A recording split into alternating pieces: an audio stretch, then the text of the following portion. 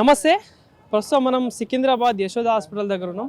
So ఈ హాస్పిటల్లో నర్సంపేట సంబంధించిన మాజీ ఎమ్మెల్యే పెద్ది సుదర్శన్ రెడ్డి ఆయన ఆరోగ్యం నేపథ్యంతో ఇక్కడ ట్రీట్మెంట్ అయితే అందిస్తూ ఉన్నారు. దాదాపుగా బాడీ నిన్నటి దాకా మంచిగా స్పందించిందని చెప్పేసి డాక్టర్ చెప్తా ఉన్నారు. సో ఈ నేపథ్యంలోనే నియోజకవర్గం సంబంధించిన కార్యకర్తలు కావచ్చు, ఆయనకు సంబంధించిన అభిమానులు కావచ్చు, ఆయన ఆరోగ్యం అప్డేట్ కోసం అయితే చాలామంది పెద్ద ఎత్తున ఇక్కడికి తరలి వస్తూ ఉన్నారు.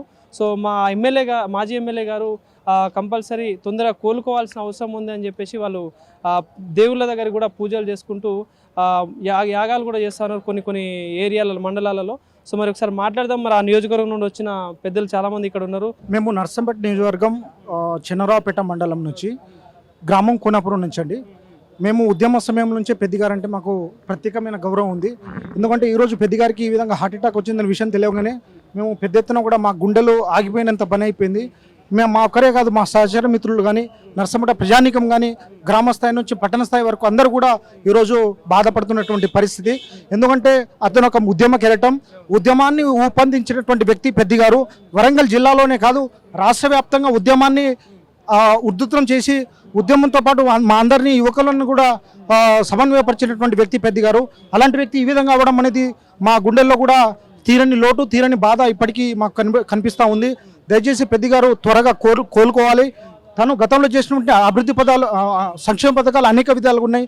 మెడికల్ కాలేజ్ కానీ, గ్రామంలో సీసీ రోడ్ల నిర్మాణం కానీ, డంపింగ్ యార్డ్ కానీ, గ్రామ పంచాయతీ బిల్డింగ్లు కానీ, వాటర్ ఫెసిలిటీ కానీ, ఎడ్యుకేషన్ సొసైటీస్ కానీ, అదేవిధంగా మహిళా సంఘాలకు సంబంధించినటువంటి బిల్డింగ్స్ కానీ, అనేక అభివృద్ధి సంక్షేమ పథకాలు అందించినటువంటి ఘనత పెద్దిగారిది. అలాంటి నాయకుడిని కోల్పుతూ ఉంటే ఈరోజు మా గుండెలు తల్లాడుతూ ఉన్నాయి.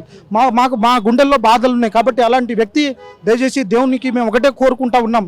మాకు ఏది ఆశ లేదు.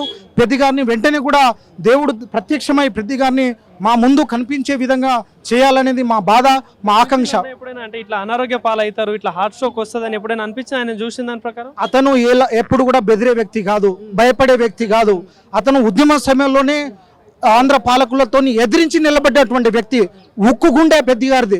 అలాంటి వ్యక్తికి ఈ విధంగా అయిందంటే మా గుండెలు కూడా బాధపడతా ఉన్నాయి, మా గుండెల్లో కూడా రోదనం వినిపిస్తూ ఉన్నాయి. కాబట్టి అలాంటి ఘటన మేము ఇప్పుడు ఊహించలేదు. రాబోయే రోజుల్లో కూడా ఎప్పుడు అతను మంచి స్థాయిలో ఉంటారనుకున్నాం. కానీ సడన్గా ఈ విధంగా అయ్యేసరికి మాలాంటి యువకులు, విద్యార్థులు కూడా ఈరోజు బాధపడుతున్నటువంటి సందర్భం. ఎప్పటి నుంచో కూడా ఇక్కడనే నిరీక్షిస్తూ ఉన్నాం. పెద్దిగారు మా రూపం ఎప్పుడు కనబడుతుంది మా ముందు అని తల్లాడుతూ ఇక్కడ వేచి చూస్తున్నటువంటి పరిస్థితి. మేము నిన్న కూడా హెల్త్ బులెటిన్స్ వచ్చినాయి, కోలుకుంటుంది బాడీ మెల్లమెల్లగా అని చెప్పేసి అంటా ఉన్నారు డాక్టర్లు. సో అంటే తొందరగా కోలుకుంటే బాగుంటుందని కోరుకుంటున్నాను. ఎస్, ఏదైతే బులెటిన్ ఎప్పుడు విడుదలవుతుందని మేము చూస్తూ ఉన్నాం. ఆ బులెటిన్ చూస్తూ ఉంటే తప్పకుండా మా గుండెల్లో ఆశలు చిగురుస్తూ ఉన్నాయి. తప్పకుండా కూడా మా పెద్దిగారు మా ముందు కనబడతారు.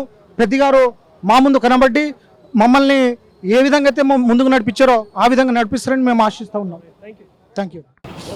రైట్ అన్న, అంటే మీ